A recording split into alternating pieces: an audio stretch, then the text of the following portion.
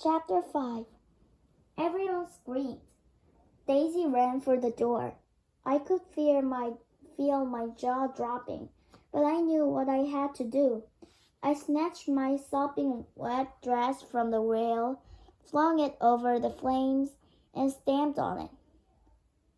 There was a nasty smell of burning silk, but the fire was out. I leaned against the wall, panting, and I saw that Fairy G was laughing. "Well done, Princess," she said, and her voice was softer now. She turned to the others. "You see, there are some times when acting fast can save the day. And now Princess Charlotte has saved my carpet. I think she deserves a wish. What would you like, my dear?" And her big red face certainly looked amazingly friendly.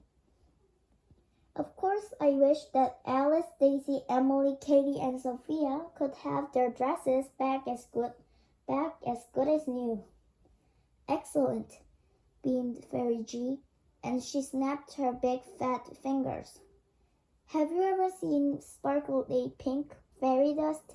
Well, it's lovely. It floats in the air and smells of strawberries and gets up in your nose in the nicest possible way and makes you sneeze. And when we all stopped sneezing, there was the rail full of beautiful dresses on satin hangers, all looking even better than brand new. And a row of sparkling tiaras was balancing on top." "Ooh," breathed Daisy. "Wow," Katie and Emily said together. "Wow, they're wonderful," sighed Sophia. Alice tucked her hand into mine. "Thanks," she said, and her eyes were starry. "You're a real friend." "Thank you so much, Fairy G," I said. I was feeling so happy I was practically floating. And then I saw my own poor, wet, burned black dress, still lying in a soggy puddle on the carpet. My stomach did a massive swoop, but I took a deep breath. After all, it was all my fault. Maybe my lovely new friends would tell me about the birthday ball, but I had to fight an enormous lump in my throat before I could speak. "I'll tidy this away," I said, and I bent to pick up the dress. Alice was beside me in a flash. "I got another ball gown," she said. "Please say you'll wear it, please." I looked at Fairy G, a little glimmer of hope flickering inside me. She looked back at me and stroked her chin thoughtfully. "Please, Fairy Godmother, please allow Charlotte to go to the ball." Sophia swept Fairy G on her fantastic courtesies. Daisy, Emily, and Katie courtesied too. "Please," they echoed. "Please." "We wouldn't enjoy it without her," Daisy added. "We were all best friends." "That's right." Alice didn't courtesy, but she did a lovely swirl. Her tiara held high in the air. "I hereby declare the Rose Room girls best friends forever." I so wanted to hug Alice when she said that.